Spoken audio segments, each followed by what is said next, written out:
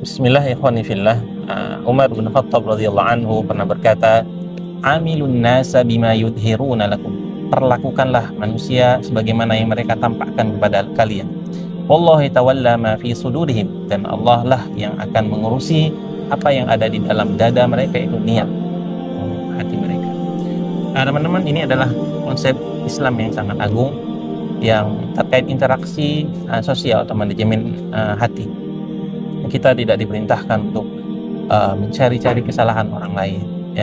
Kita menilai apa yang zahir, kelihatan dari saudara kita, ucapan mereka, perilaku mereka.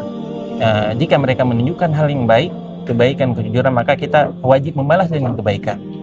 Sekali lagi, Islam melarang kita mencari keburukan-keburukan saudara kita. Kita tidak boleh menghakimi saudara kita munafik atau hal buruk lainnya berdasarkan praduga dan seuzon kita. Allah Ta'ala berfirman, "Inna dhanna la yughni minal haqqi syai'a." Karena sesungguhnya prasangka, praduga itu tidak sedikit pun membawa kita dalam mencapai kebenaran, ya. Jadi singkatnya adalah perkataan Umar bin Khattab ini, kita menilai seseorang dengan hal yang dilakukan zahirnya saja. Urusan dalam hati atau niat mereka adalah penilaian dari Allah Rabbuna Tabaraka wa Ta'ala.